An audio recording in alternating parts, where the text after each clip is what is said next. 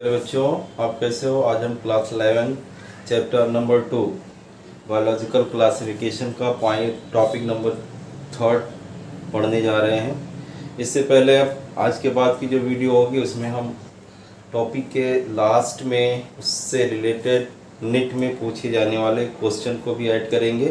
तो अब आप बहुत केयरफुली वीडियो को देखिए, क्योंकि ये आपके 12 स्टैंडर्ड के लिए हेल्पफुल तो होगी। अगर आप इसको सही से देखेंगे तो आप निट में किस तरह के क्वेश्चन एराइज होते हैं और किस तरह से आप तैयारी कर सकते हैं, ताकि आफ्टर 12th के बाद आप निट को बीट कर सकें। मकसद मेन जो है आपका निट का प्रिपरेशन है, but we can study all the topic in class 11th as well as in the class 12 standard. तो इससे पहले आप पढ़ चुके थे। ये तीसरा आपका है कि दूसरा किंगडम है प्रोटिस्टा। अब जानते हैं किंगडम प्रोटिस्टा को सबसे पहले अर्नेस्ट हैकेल ने इन 1865 में क्या किया था, इसको दिया था।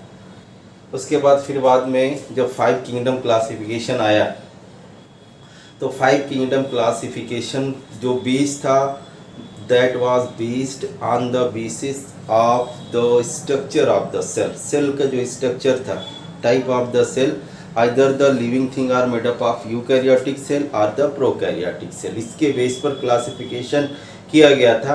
तो इस किंगडम में प्रोटिस्टा में सभी यूकैरियोट्स को, all the eukaryotes that was available at the time of classification that was put forward by R.H. Whitaker, they are placed together in a single kingdom that is called the protista।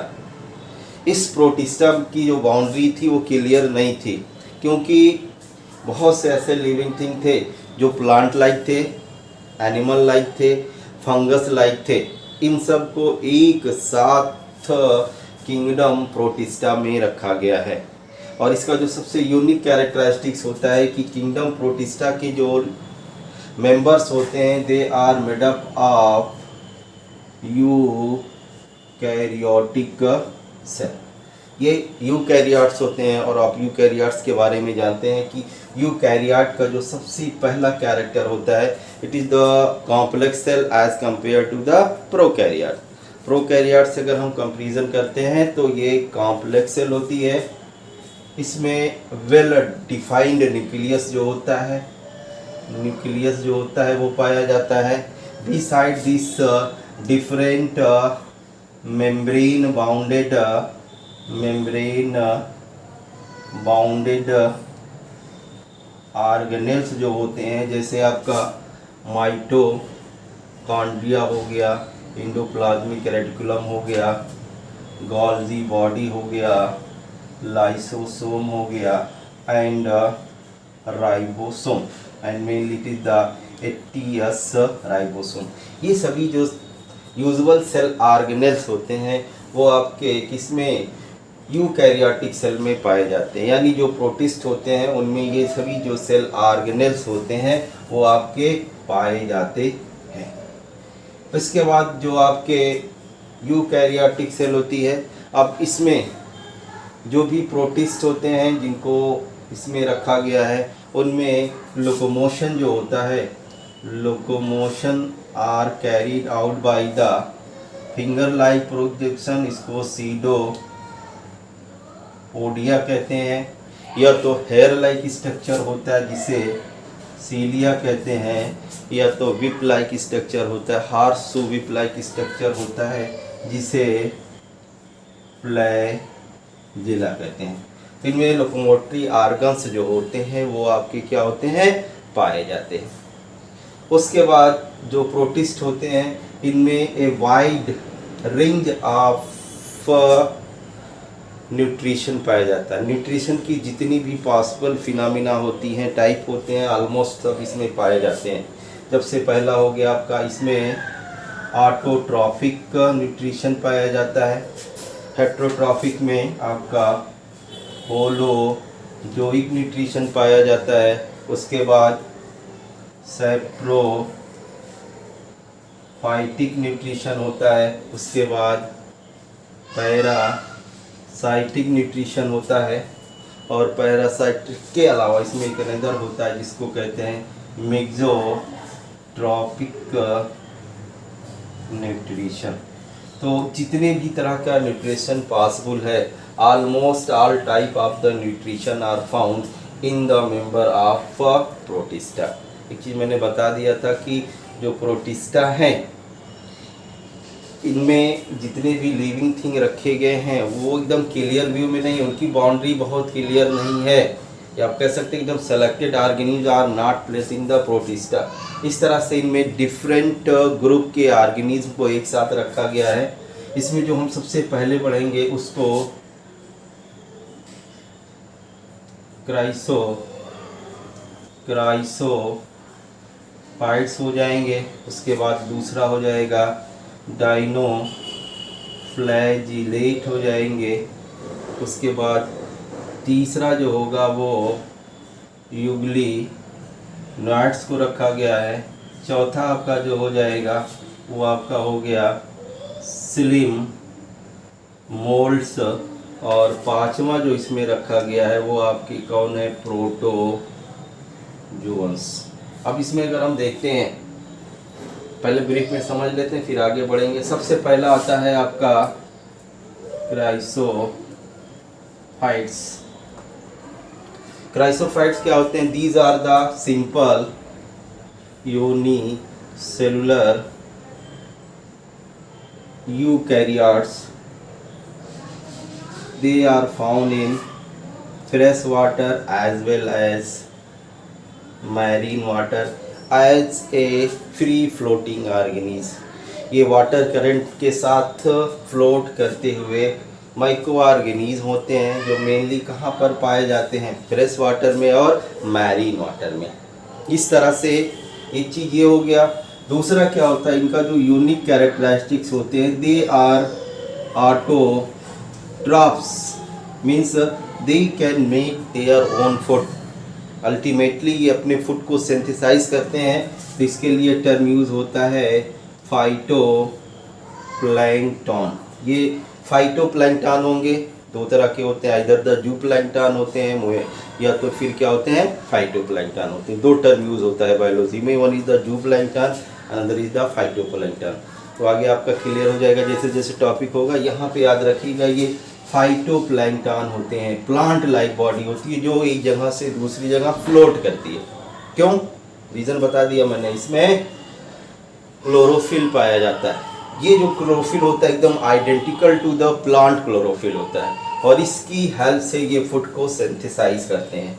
Ultimately जब ये food को synthesise करेंगे तो अब क्या होगा, these are the chief producer. याद रखिएगा, कभी कभी आता है हर क्लास में या आपके लिख में आता है कि मैरीन वाटर के लिए जो मैरीन वाटर में पाए जाने वाले फिशेज हैं, यानी जो भी आपकी फ़िश रहती हैं, लार्ज फिश होती हैं, वह उनके लिए उनको फूड कहाँ से प्रोवाइड होता है, which are the source of the food for the marine fishes. तो मैरीन में जितने भी हर्बी और फिशेज होते हैं mainly they can feed the phytoplankton. और इस तरह से हम कह सकते हैं कि कौन, chrysophyte are the phytoplankton are the chief source in the case of marine water.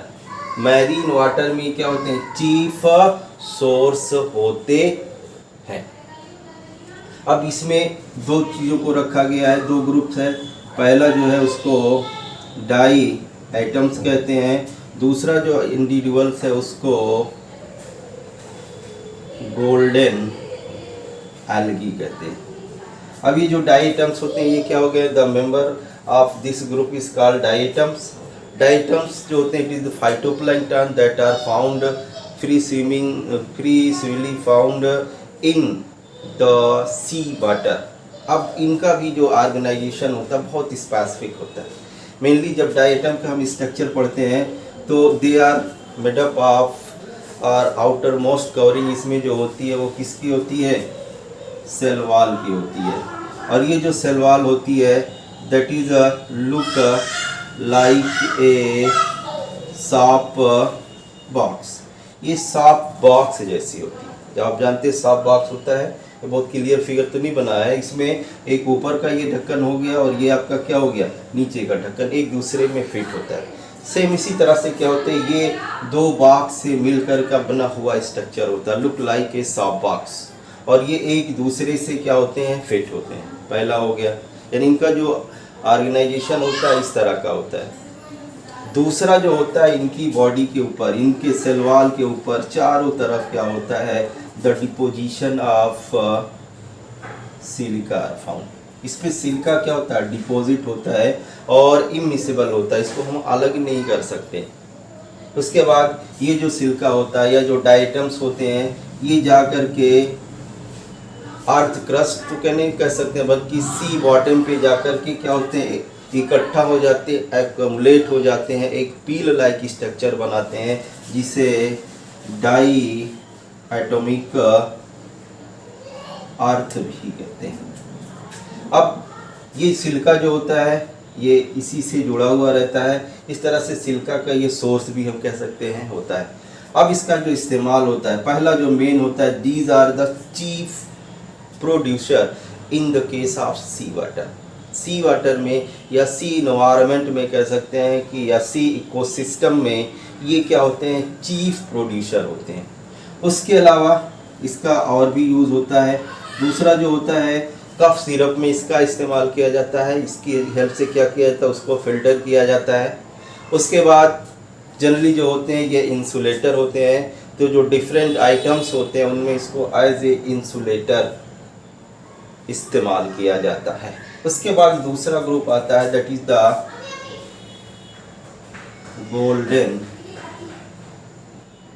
Algae. ये जो गोल्डन एल्गी होते हैं, इनका भी जो नेचर होता है सेम इसी तरह से होता है। There are also phytoplankton. अब मेनली क्या होता है, इसमें जो कलर पिगमेंट अलग अलग तरह के होते हैं, तो डिफरेंट शेडेड कलर में पाए जाते हैं। They are also the phytoplankton. इनको गोल्डन एल्गी के नाम से जाना जाता है और mainly they are found in the fresh water. Fresh water में पाए जाते हैं और इस तरह से ये क्या होते हैं, they are sensitive to the pollution, इसलिए इनका जो इस्तेमाल होता है एज ए पोल्यूशन इंडिकेटर की तरह किया जाता है। अब उसके बाद ये क्राइसोफाइट हो जाता है। तो आपने देखा कि ये जो क्राइसोफाइट हो गया, अगर देखा जाए तो it is a plant like structure. Autotroph भी होते हैं, सेल वॉल भी पाई जाती है, इसमें प्लांट जैसा स्ट्रक्चर, प्लांट लाइक कैरेक्टर पाए जाते हैं। फिर दूसरा ग्रुप आता है, इसको डाइनोफ्लैजिलेट कहते हैं।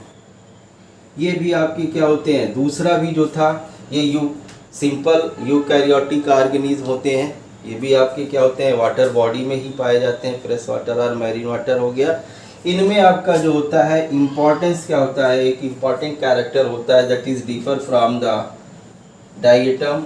इनमें जो सेल वॉल होती है वो सेल प्लेट के फॉर्म में पाई जाती है, यानी इनकी जो सेल वॉल होती है उनमें क्या होता है, सेल प्लेट बनती है।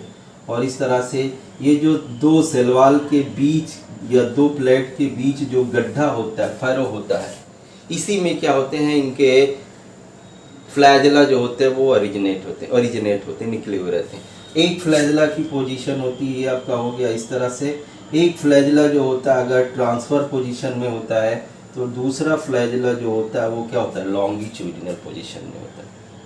It is dinoflagellate. और जब आप एल्गी में पढ़ेंगे तो एक ग्रुप आपका एल्गी आर आल्सो डाइनोफ्लैजिलेट। जैसे आपका हो गया वालवाक्स, ये आपका वालवाक्स हो गया यूलुथ, इसमें दो फ्लैजला पाए जाते हैं, लेकिन दोनों फ्लैजला क्या होते हैं, एकदम एक पोजीशन पे पाए जाते हैं। अगर इनकी ओरिजिन कैसी है आपकी, लॉन्गिट्यूडिनल है, तो बोथ फ्लैजला आर लॉन्गिट्यूडिनल। तो इसमें भी बाइफ्लैजिलेट ऑर्गेनिज्म ये भी है, एल्गी में रखा गया है। ये भी बाइफ्लैजिलेट ऑर्गेनिज्म होते हैं, लेकिन इनमें फ्लैजला की जो पोजीशन होती है वो क्या होती है, अलग अलग होती है। एक आपके लॉन्गिट्यूडिनल, ये आपका ट्रांसवर्स पोजीशन पे होता है, तो दूसरा क्या होता है, लॉन्गिट्यूडिनल पोजीशन पे पाए जाते हैं। बाकी जो कैरेक्टर होते हैं that are look like the item, ये भी आपके कैसे होते हैं, ऑटोट्रॉफिक मोड ऑफ न्यूट्रिशन को ये क्या करते हैं, शो करते हैं। अब इसके बाद तीसरा जो ग्रुप आता है, एक और हम देखेंगे, डाइनोफ्लैजिलेट हो गया। डाइनोफ्लैजिलेट जो है they are equivalent to the chrysophyte, बस डिफरेंस क्या होता है, इसमें दो फ्लैजिला पाए जाते हैं। दो फ्लैजिला में मैंने बता दी, यहाँ पे भी आता है कि सर्टेन जो एल्गी होती है उसमें दो फ्लैजिला पाए जाते हैं, तो इनको भी हम डाइनोफ्लैजिलेट कह सकते हैं। लेकिन इसकी में फ्लैजिला की जो पोजीशन होती है वो अलग अलग होती है। रीज़न क्या होता है कि इनकी जो बॉडी होती है वो क्या होती है, सेल वॉल जो होती है, जो सेलुलोज की बनी होती है वो सेल प्लेट से मिलकर बनी होती है, और सेल प्लेट के बीच में जो जगह होती है उस जगह से जो होते हैं फ्लैजिला दो अलग अलग ओरिएंटेशन में क्या होते हैं, ओरिजिनेट होते हैं, इसलिए इनको डाइनोफ्लैजिलेट कहते हैं। न्यूट्रिशन के पॉइंट ऑफ व्यू से ये भी कैसे होते हैं, ऑटोट्रॉफिक मोड ऑफ न्यूट्रिशन को ये क्या करते हैं, सो करते हैं। अब इसके बाद आता है, अब इनका नंबर कहीं कहीं पर क्या होता है, बहुत ज़्यादा हो जाता है। अगर इनका जब नंबर ज़्यादा हो जाएगा तो अल्टीमेटली क्या करेंगे, ये वाटर बॉडी में डिफरेंट टाइप के केमिकल को रिलीज़ करते हैं, जिसकी वजह से दूसरे जो आपके लिविंग थिंग होते हैं उनका जो सर्वाइवल होता है वो क्या होता है, खतरे में पड़ जाता है। इसके बाद आपका आता है, एक और टॉपिक क्लियर कर लीजिए, तीसरा जो आपका दिया गया ये आपका है यूग्लिनॉइड्स। इसी में आपका क्या रखा गया, यूग्लिना को भी, यूग्लिनाइड का जो मेंबर है, कोर मेंबर है, उसको हम यूग्लिना कहते हैं। यूग्लिना जो होता है इसमें क्या होता है, स्पेसिफिक कैरेक्टरिस्टिक्स पाई जाती है। सबसे पहला जो हो गया ये आपका क्या है, फ्रेश वाटर ऑर्गेनिज्म होता है, एक चीज ये हो गया। स्ट्रक्चर के पॉइंट ऑफ व्यू से इसमें क्या होते हैं, दो तरह के, it can show two different type of mode of nutrition. Mixotrophic mode of nutrition होता है। पहला जो होता है एट द डे टाइम, ये क्या करता है, feed look like the plant, यानी ये ऑटोट्रॉफ होता है, और रात के समय क्या होता है, ये as a heterotrophic mode of nutrition को शो करता है। तो अल्टीमेटली कह सकते हैं कि यूग्लिना जो है इसमें दोनों की कैरेक्टर हैं, प्लांट लाइक कैरेक्टर भी है और एनिमल लाइक कैरेक्टर है, और इनको एक साथ किंगडम प्रोटिस्टा में रखा गया है। अब इसका जो सेल का स्ट्रक्चर होता है बाकी जो आपके होते हैं उसमें थोड़ा सा डिफरेंस होता है, बस वही आपको पढ़ लेना, ये टॉपिक क्लियर हो जाएगा। फ्रेश वाटर में पाया जाता है, और उसमें भी आपका क्या होता है, मोस्टली कैसा फ्रेश वाटर, दो तरह का होता है, one is the running water, another is the stagnant water, यानी जो आपका रुका हुआ पानी होता है उसमें ये पाया जाता है, याद रखिए स्टैग्नेंट वाटर में पाया जाता है। स्ट्रक्चर के पॉइंट ऑफ व्यू से ये कैसे होते हैं, इनमें भी क्या होते हैं, दो फ्लैजिला होते हैं, बाई फ्लैजिलेट होते हैं। एक शार्ट फ्लैजिला होता है जो इसके रिजर्वायर में ही रह जाता है, और एक लॉन्ग फ्लैजिला होता है, और इस फ्लैजिला की हेल्प से ये क्या करता है, लोकोमोशन करता है। अब इसकी बॉडी का स्ट्रक्चर अगर आप बनाना चाहें तो बना सकते हैं, लुक लाइक दिस। ये आपका बॉडी का स्ट्रक्चर हो गया, एक लॉन्ग फ्लैजिला हो गया और एक ये आपका शॉर्ट फ्लैजिला हो गया, ये आपका साइटोस्टोम हो गया। उसके बाद इसकी जो पूरी बॉडी होती है मायोनीम्स, इसमें क्या होता है, पैल्किल्स, एक पूरी की पूरी कवरिंग बॉडी होती है जो इसको एक फिक्स ओरिएंटेशन प्रोवाइड करती है। इसमें जो यूनिक होता है, इसमें दो, एक यहाँ पर कंट्रेक्टाइल वैक्यूल पाया जाता है और एक यहाँ पर कंट्रेक्टाइल वैक्यूल पाया जाता है। ये एडिशनल स्ट्रक्चर है इसमें, एक यहाँ पे कंट्रेक्टाइल वैक्यूल होता है, एक एंटीरियर हो गया, एक पोस्टीरियर हो गया। सेंट्री लोकेटेड न्यूक्लियस होता है और उसके चारों तरफ क्लोरोफिल बियरिंग कलर पिगमेंट पाए जाते हैं। और इसके लिए अब तो क्लोरोप्लास्टन यूज नहीं कर सकते हैं क्योंकि क्लोरोप्लास्टन यूज होता है हायर प्लांट के लिए, इसको क्रोमैटोफोर कहते हैं। और इस क्रोमैटोफोर में क्या होता है, सेम वही होता है, identical chlorophyll A and chlorophyll B. Mainly जो मेन होता है एसेसरी, ये आपका मेन पिगमेंट हो गया और ये आपका एसेसरी पिगमेंट हो गया। यानी इसमें जो क्लोरोफिल पाया जाता है क्रोमैटोफोर में वो एकदम सेम होता है as that chlorophyll that are found in the case of the plant, यानी आइडेंटिकल क्लोरोफिल पाया जाता है।